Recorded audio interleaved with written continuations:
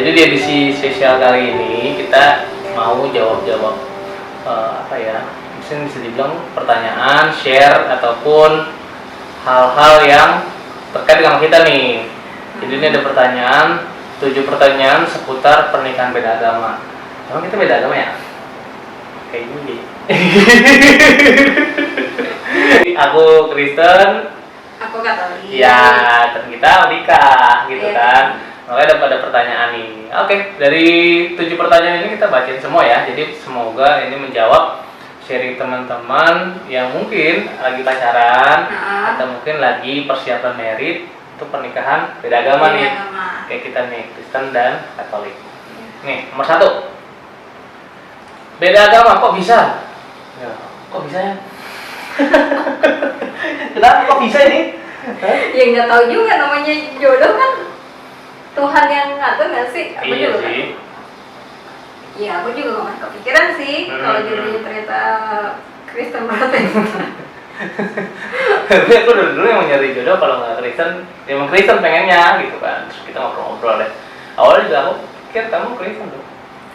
Karena gereja kan dikenalin sama teman kan Mbak Caca kan gitu, Kristen kan.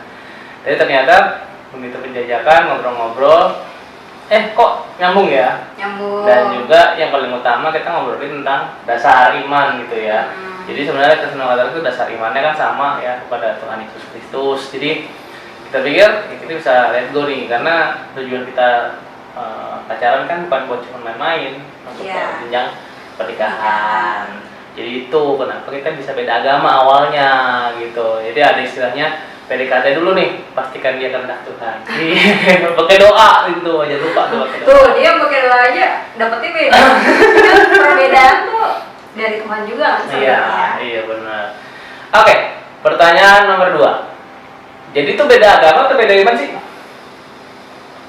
Kalau beda iman kayaknya enggak juga kan ya? Enggak tadi kan kita enggak kan iman kita sama kan? Iya. Sama-sama mengimani satu Tuhan yang sama. Tuhan yang sama, prinsipnya sama gitu kan. Dan memang di Indonesia tuh diakui emang 5 agama kan. Dan Kristen sama Katolik itu terpisah di Indonesia. Padahal kalau kita tarik sejarah ke belakang, kan Kristen juga awalnya dari Katolik juga ya. Si Martin Luther itu kan memang dia beragama Katolik. Hingga akhirnya dia terciptalah Kristen Protestan. Jadi adalah sejarah panjangnya. Betul. Sejarah gereja lah istilahnya kayak gitu kan. Jadi memang kalau kita bilang ya beda agama ya, iman kita sama gitu ya. Karena tadi masalah itu. Oke, pertanyaan nomor 3. Yakin nikah beda agama? Yakin nggak? Enggak, kalau aku sih prinsipnya gini. Namanya sebenarnya yang terletak yang bisa jadi fondasi dari satu pernikahan itu kan karakter. Siapa masih karakter pasangan kita juga. Betul. Jadi sebenarnya apapun agamanya, kalau karakternya nggak baik, ya kan akan nggak baik juga pernikahan kan sebenarnya.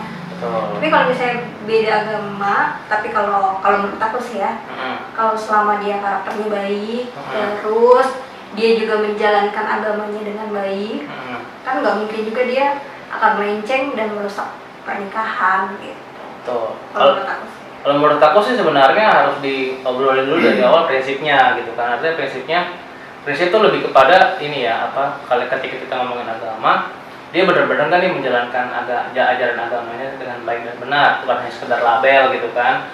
Kedua, benar-benar beribadah. Dan ketiga, kalau menurutku dilihatnya tuh sebenarnya prinsip dasar kita gitu. Makanya kan aku balik lagi kan kita menyembah Tuhan yang sama. Kalau misalnya itu misalnya nih, aku beda agama nih, misalnya Kristen, kamu yang lain bukan Katolik gitu kan. Ya aku nggak tahu kamu nyembahnya Tuhan apa nih, gitu kan. Aku juga nggak bisa klop gitu kan. Nah di situ aku nggak bisa, karena pada prinsipku ya memang kita harus sepadan dan seimbang dalam arti secara prinsipnya, secara imannya. Kalau kita sih berdua sebenarnya yakin gitu kan. Kita berdua tuh sebenarnya yakin banget. Yang agak susah diyakinkan tuh orang tua. Iya, paling susah ya. Dari keluarga. Karena kalau kita berdua sebenarnya udah bukan modern dan konservatif ya, gimana ya, lebih terbuka terhadap perbedaan. Betul. Dan kita kan kita yang jalanin nih, kita udah ngobrol, kita udah tahu gimana prinsip kita. tahu juga bagaimana dia menjalani doa-doanya dia, jam-jam doanya, ibadahnya gimana gitu kan. Dan dia juga tahu juga aku gimana gitu kan. Ya kita udah tahu, cuman yang PR-nya adalah kita berusaha menjelaskan ke orang tua. Yang memang susah sih, harus berjuang sih dua-duanya nih kalau begini nih. Artinya buat teman-teman yang mungkin nanya ini, yakin gak nih nikah? Dari kita sih yakin. Yang harus diyakinkan PR-nya adalah meyakinkan bagaimana orang tua kita bisa apa ya, mengerti alasan kita menikah, bisa sependapat, dan juga kalau bisa membukakan pikiran mereka. Nah, memang awalnya susah gitu, susah banget. Kalau kamu gimana yakinin orang tua kamu dulu?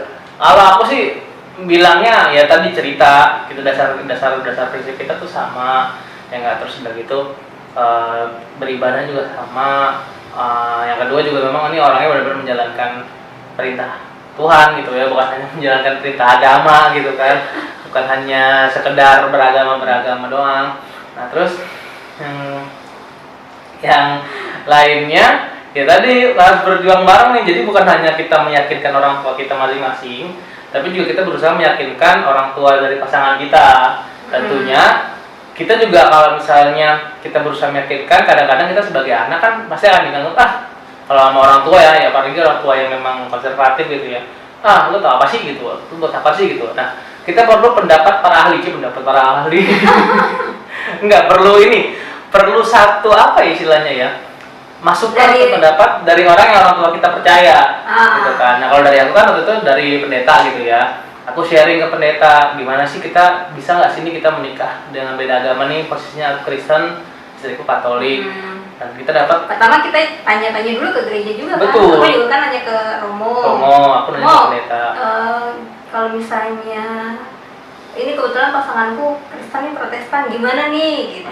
Aku nanya juga ke Romo Paroki kan, gimana nih kalau dari Romo. Terus dari Romo ternyata lampu hijau, dia bilang waktu itu beberapa kali kok saya nikahin gitu kan. Pasangan beda gereja itu disebutnya beda gereja gitu. Betul, aku pun juga begitu kan, waktu itu datang ke Pak Pendeta Hosea Sudarna, ngobrol-ngobrol, ternyata juga memang beberapa pernikahan sudah pernah dilangsungkan di GKJ dengan konsep seperti itu.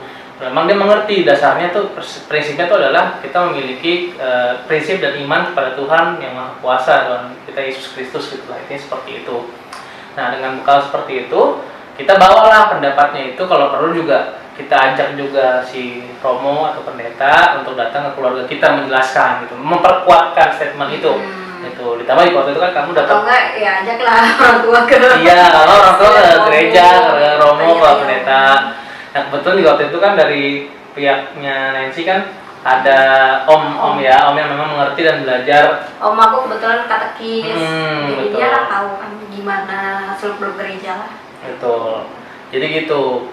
Yakin, kita udah yakin banget, makanya kita berpacaran. Dan itu sah. Betul. Pernikahan antara Protestan dan Katolik, selama si Protestannya ini masih ada dalam komunitas Wali Gereja ya, KWI.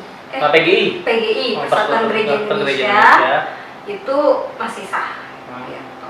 Oke, jadi gitu ya, meyakinkan diri kita, yang kedua meyakinkan orang tua kita, baru kita bisa menjawab pertanyaan, yakin gak nih nikah? Gitu. Iya.